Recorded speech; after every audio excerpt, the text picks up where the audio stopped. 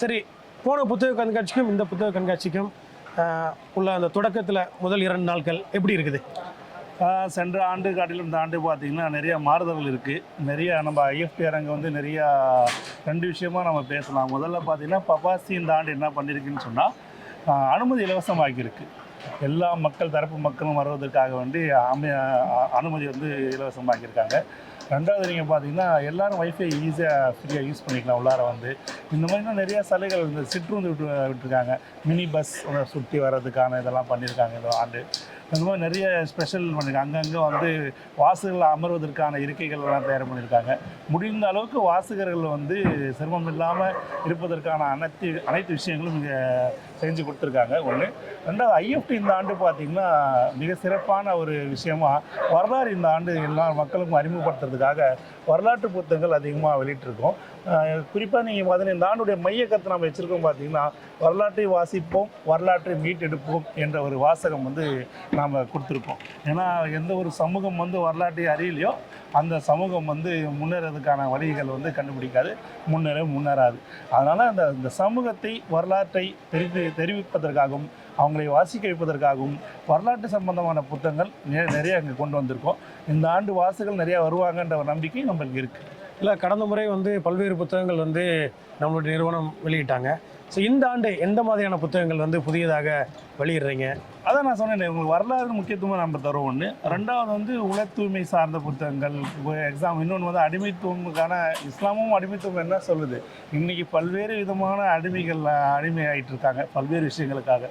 அது இஸ்லாம் அடிமைத்துவத்தை பற்றி என்ன சொல்லுது, மனிதன் எப்படியெல்லாம் அடிமையாக மாறிடலாம், அது சம்மந்தமான இஸ்லாமும் அடிமைத்துவம் புக்கு இருக்குது. பொருளாதாரம் சம்மந்தப்பட்டிருக்கு. ஸ்பெசிஃபிக்காக ஒரு புக்கு சொல்லணும்னா நான் முஸ்லீமாக இருப்பதில் பெருமை கொள்கிறேன். அங்கே இருக்கு பாருங்கள், அந்த ஒரு வெள்ளை கலர் புக்கு இருக்கு பாருங்கள். அது வந்து ரொம்ப வந்து ஒரு சிறப்பான ஒரு புத்தகம். இது பார்த்தீங்கன்னா நான் முஸ்லீமாக இருப்பதில் பெருமைப்படுகிறேன். ஒவ்வொரு ரொம்ப வந்து ரொம்ப அருமையான ஒரு இது இருக்கும். ஒவ்வொரு முஸ்லீமும் இது ஆங்கிலத்தில் வந்த ஒரு புத்தகம், இது வந்து தமிழில் பண்ணியிருக்கோம். ஒரு முஸ்லீம் வாசிக்க வேண்டிய ஒரு புத்தகம். அதுவும் இல்லாமல் முஸ்லீம் அல்லாதவர்கள் முஸ்லீம்கள் அப்படின்ற யார் அவங்களுக்கு தெரிஞ்சுக்கிறதுக்கான ஒரு புத்தகமாக இது அமையும். ரொம்ப அருமையான ஒரு புத்தகம் இது. அப்புறம் இன்னும் நீங்கள் கையில் இருக்க பார்த்தீங்கன்னா இதான் நான் சொன்ன இந்த புக்கு தான், இஸ்லாமும் அடிமைத்துவம்னு சொல்லிட்டு ரொம்ப அழகாக இருக்கும். இது வந்து ஒரு உரையாடல், ரொம்ப அழகான ஒரு 2 நபர்களுக்கு மத்தியில் நடக்கிற உரையாடல். இது ரொம்ப மிக சுவாரஸ்யமான விஷயங்கள் இருக்குது.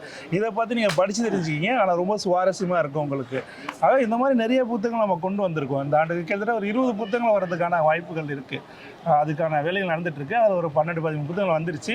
புத்தக திருவிழா முடிவுக்குள்ளார அந்த மீதி இருக்கிற புத்தகம் வந்துடும். நம்ம கண்டிப்பாக ஒவ்வொரு முறையும் வந்து பார்த்தீங்கன்னா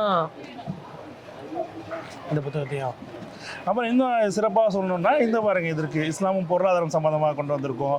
அப்புறம் பார்த்திங்கன்னா இந்த இராது எந்த ஒரு விஷயமும் நமக்கு வந்து இறைவனை சார்ந்து முடிவெடுக்கும் போது, இறைவனை சார்ந்து நம்ம செயல்படும் போது நம்மளுக்குடைய பலவீனங்கள் நம்முடைய இதை வந்து கலைஞ்சிரும். சோர்வடைய மாட்டோம் நம்மளுடைய பணிகளில். ஏன்னா எல்லாம் இறைவனுடைய செயல் என்ற அந்த கான்செப்டில் நம்மளுக்கு ஊக்கமாகவும் இருக்கும். சில நேரங்களில் பலவீனம் அடைய மாட்டோம். அதுக்கு ரொம்ப அருமையான ஒரு புத்தகம். அப்புறம் நீங்கள் பார்த்தீங்கன்னா இன்றைக்கி இது அவசியமாக இருக்க வேண்டிய ஒரு புத்தகம். மதர்சார்பின்மை பற்றி இஸ்லாமிய இயக்கங்கள் என்ன சொல்லுது, அது மதசார்மை என்பது ஒன்று இருக்கா இல்லையான்னு. இது தான் இன்னொரு சின்ன ஒரு புத்தகம் வந்திருக்கு. இயக்க ஊழியர் யார் என்று சொல்லி நீங்கள் பார்த்தீங்கன்னா இது இயக்க ஊழியர், ஒரு இயக்கத்தின் ஊழியர் வந்தவன் யார், அவனுடைய கடமைகள் என்ன, அந்த இயக்கம் இயங்குவதற்கான அது எப்படி அந்த இயக்க ஊழியர் ரொம்ப முக்கியத்துவம் இருக்குது, முக்கியமான தேவை இருக்குது அந்த இயக்கத்துக்கு. இந்த இயக்க ஊழியர் என்ன எதிர்பார்க்குது, இயக்க ஊழியர் இயக்கத்து மீது எப்படி பட்டோடு இருக்கணும், அந்த இயக்கத்தை எப்படி கொண்டு போகணும், எப்படி இயக்கத்தை புரிஞ்சுக்கணும். இந்த மாதிரி ஒரு சிறு புத்தகம் தான் ஒரு இயக்க ஊழியருக்கு ஒரு மிக பயனுள்ள ஒரு புத்தகமாக இந்த புத்தகம் இருக்கும். அவர் எந்த இயக்கத்தை சார்ந்தவனாலும் இருக்கலாம், ஆனால் இந்த புத்தகம் படிக்கும்போது அவர் அதிக ஈடுபாடுடன் அந்த இயக்கத்தில் பயணிப்பதனால ஒரு வாய்ப்பு இருக்கும். இல்லை, கண்டிப்பாக பொதுவாக வந்து மக்கள் மத்தியில் வந்து பார்த்திங்கன்னா ஐஎஃப்டி நிறுவனத்தோட ஒரு ப்ளஸ் பாயிண்ட் என்னென்னா அவங்களுடைய தலைப்பு வந்து பார்த்திங்கன்னா கவரக்கூடியதாக இருக்கும். அந்த ஒரு சூழலில் நீங்கள் சொன்ன புத்தகங்கள் ஒவ்வொன்றுமே வந்து ரொம்ப வித்தியாசமாக இருக்குது. ஸோ இந்த புத்தகங்கள் இதை எழுதப்பட்ட நோக்கம் வெற்றியடைய நம்ம பிரார்த்தனை செய்கிறோம். ஒரு முக்கியமான ஒரு கேள்வி ஒரு கவிஞராக ஒரு எழுத்தாராக அவங்ககிட்ட கேட்க விரும்புகிறேன். எழுத்து வந்து பார்த்திங்கன்னா இன்றைக்கி ஆயுதத்தை விட வலிமையானது, மாற்று கருத்து கிடையாது. அப்படி இருக்கக்கூடிய சூழலில் இன்றைக்கி சமூக ஒற்றுமையை குலைக்கக்கூடிய பல்வேறு நிகழ்ச்சிகள் நடந்துகிட்ருக்கு. இதுக்கு இந்த எழுத்தின் மூலமாக எப்படி மாற்றத்தை ஏற்படுத்த முடியும்னு நீங்கள் நினைக்கிறீங்க? ஒரு சமூகங்களை புரட்டி போடக்கூடியது என்பது ஒரு எழுத்து தான். இந்த தொடக்க விழாவில் தமிழக முதல்வர் பேசினது தான். ஒரு மிக நீண்ட நெடிய இயக்கம், திராவிட இயக்க சிந்தனைகள், இந்த திராவிட மாடல் என்ற அந்த ஆட்சி கட்டமைக்கப்பட்டது.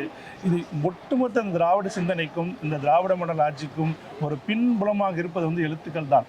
நீங்கள் பெரியார் ஆரம்பித்து, பெரியாருக்கு முன்னாடி ஆரம்பித்து, சாமிநாதன் ஆரம்பித்து, இந்த மாதிரி பார்த்தீங்கன்னா தமிழன் எப்பொழுதும் எழுத்துக்கும் மொழிக்கும் மிக முக்கியத்துவம் கொடுக்கக்கூடியவன். அதனால் வந்து இந்த காலகட்டத்திற்கும் இந்த புத்தகங்களுடைய வாசிப்பு என்பது ரொம்ப மிக முக்கியமான அவசியம். நீங்கள் வந்து பார்த்தீங்கன்னா ஒரு புத்தகத்தை ஒருவன் வாசித்தால் அவன் அந்த புத்தகத்திலிருந்து இன்னொரு உலகத்தை அவன் கற்றுக்கொள்வான். அவனுக்கு ஒரு புதிய ஒரு அறிவு கிடைக்கும். என்னதான் இந்த நவீன உலகத்தில் எத்தனையோ டெக்னாலஜி வந்திருந்தாலும், ஆனால் புத்தகம் கொடுக்கின்ற சுவை, அதாவது ஒரு நாவல் நீங்கள் படித்திருந்தால் அதில் இருக்கிற அத்தனை கதாபாத்திரமாகவும் அவன் மாறலாம். ஆனால் இது எந்த ஒரு டெக்னாலஜியும் இந்த உங்களுக்கு வாய்ப்பு கொடுக்காது. ஆனால் ஒரு புத்தகம் கொடுக்கும் உங்களுக்கு. அதனால் வாசிப்பு என்பது இந்த சமூகத்துக்கு மிக மிக முக்கியம். வரலாற்றை தேடி தேடி படிக்கணும். ஆனால் உண்மையான வரலாற்றை தேடி தேடி படிக்கணும். அப்பொழுது தான் சமூகங்களுக்கு நடைபெறுகின்ற பிரச்சனைகள் வந்து அதுக்கான தீர்வு அதில் கிடைக்கும். ஏன்னா இன்றைக்கி வதந்திகள் நிறையா வந்து இந்த சோஷியல் மீடியாவில் சமூக ஊடகங்களில் போயிட்டுருக்கு. அது சரியான தகவலா பொய்யான தகவலா என்பது தெரியாது. ஆனால் அவன் வரலாறையும் அந்த விஷயங்களும் படித்திருந்தால் என்றால் அந்த வதந்தியை அங்கேயே அவன் முற்றுப்புள்ளி வைத்து அதோட சமாதி கட்டி விடுவான். ஆனால் அவன் வாசிக்காமல், வரலாற்றை தெரியாமல், வெறும் வதந்தியின் அடிப்படையில், உணர்ச்சியின் அடிப்படையில் இருக்கிறனால்தான் இத்தனை சமூகங்களுக்கான பிளவுகளை உருவாகிறது, இத்தனை விஷயங்கள் நடப்பதற்கான காரணமாக அமைகிறது. ஒவ்வொரு மனிதனும் வாசிக்க வேண்டும். வாசிக்கவில்லை என்றால் உண்மையில் அவன் மிகப்பெரிய இழப்பு அவனுக்கு மட்டுமல்ல, ஒட்டுமொத்த சமூகத்துக்கும் இழப்பை ஏற்படுத்தக்கூடியவனாக அவன் மாறிவிடுவான். வாசிப்பு என்பது அவ்வளவு முக்கியமான ஒரு விஷயம்.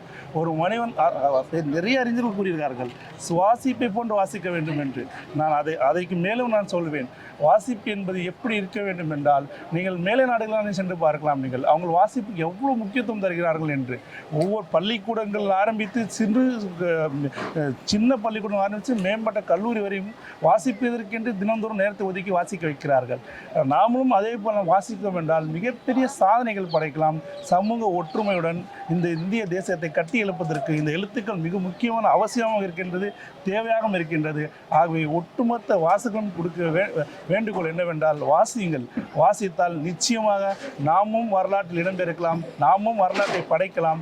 தவறான வரலாற்றை கலைந்து உண்மையான வரலாற்றை இந்த சமூக மக்கள் கொண்டு போய் சேர்க்கலாம். ஆமாம், இறுதியாக வந்து எப்பயுமே நம்ம அரங்குக்கு வரக்கூடிய சிறப்பு விருந்தினர் கேட்கக்கூடிய கேள்வி தான், நீங்கள் கடைசியாக படித்த புத்தகம் என்ன? அந்த புத்தகம் உங்களுக்குள் ஏற்படுத்திய தாக்கம் என்ன? நான் சமீபமாக அந்த சென்ற மாதம் நீங்கள் பார்த்தோம்னா டிசம்பரில் ஒரு 3-4 புத்தகங்கள் நான் படித்தேன். அதில் வெறுப்பு அரசியல் என்று மருத்துவர் ஹபீப் முகமது அவர்கள் ஒரு புத்தகத்தை சென்னை புத்தக திருவிழாக்காக தயார்படுத்தியிருக்கார். அதை செம்மைப்படுத்துகின்ற அந்த வேலைக்காக என்னிடம் வந்து நான் அதை படித்தேன். இன்றைய காலகட்டத்தில், இன்றைய அரசியல் சூழ்நிலையில் அவசியமான ஒரு புத்தகம் அது. விரைவில் வந்து IFT சார்பாக அதை வெளியிடுவாங்க. அது ஒவ்வொரு வாசகனும் அந்த புத்தகத்தை வாங்கி படிக்க வேண்டும். எப்படி வெறுப்பு பரப்பப்படுகின்றது, வெறுப்பு எப்படி உருவாகின்றது, எப்படி பரப்பப்படுகின்றது, அது களைவதற்கான காரணங்கள் யார், வெறுப்பை பரப்பியவர்கள் இதுவரைக்கும் என்னதான் அவர் சாதித்தார்கள் என்பது வரலாற்று கண்ணோட்டத்துடன் சமீபகால உதாரணங்களுடன் அந்த புத்தகத்தை வந்து அவர் விவரிக்கிறார். மிக சிறந்த ஒரு புத்தகம், என்னை மிகவும் யோசிக்க வைத்த ஒரு புத்தகம். அது ஒரு வெறுப்பை பரப்புவதற்கு பின்பாக எவ்வளோ பெரிய ஒரு அரசியல் இருக்கின்றது, எவ்வளோ பெரிய சமூக பிளவை உருவாக்குகின்றார்கள், எப்படியெல்லாம் உருவாக்குகின்றார்கள் என்பதை அந்த புத்தகத்தின் வாயிலாக நான் தெரிந்து கொண்டேன். எனக்கு மிகவும் பிடித்த ஒரு என்ன சொல்லியிருந்தால், 2025ஆம் ஆண்டு இறுதியில் நான் படித்த ஒரு மிக சிறந்த ஒரு புத்தகமாக அது இருந்தது. ரொம்ப நன்றி, உங்களுடைய பொன்னான நேரங்களை ஒதுக்கியது. மகிழ்ச்சி.